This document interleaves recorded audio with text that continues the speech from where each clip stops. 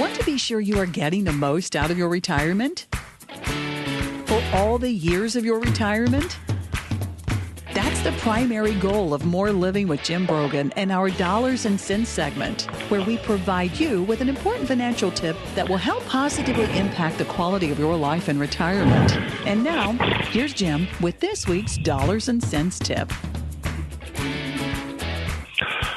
Understanding how our assets actually pass when we are gone, and kind of wealth transfer 101. What does your will cover and what does your will not cover?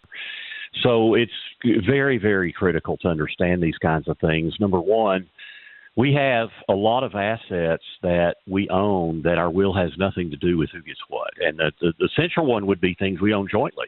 You know, if I own my house with my wife, joint with right of survivorship, or joint by the entirety, meaning if I die, my wife entirely owns she has the survivorship benefit.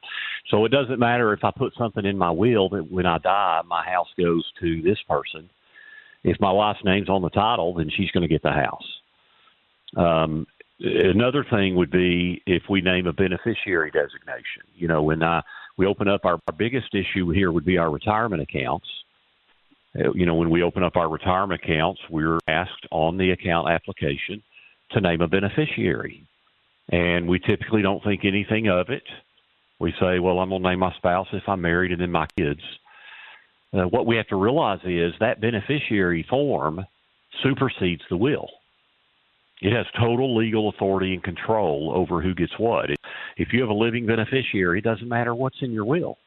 This comes a lot into play with divorces, second marriages, things like that. We'll see people get a divorce. They redo their estate planning. They redo their wills, all their legal docs.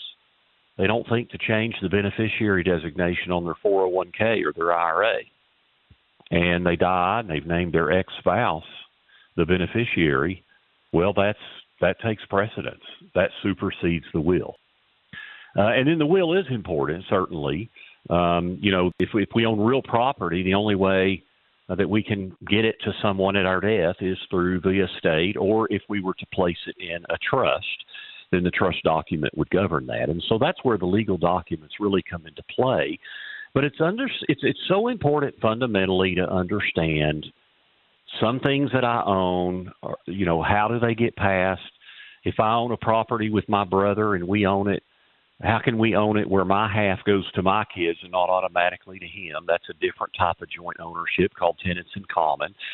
So it's just imperative to understand how we title things, how we name beneficiary designations, and what the will covers, what it doesn't cover, and how we incorporate a trust. These are the basic kinds of estate planning 101 things that I think everyone needs to know. That's our Dollars and Cents segment for this week. You can find this week's Dollars and Cents segment and others by visiting BroganFinancial.com.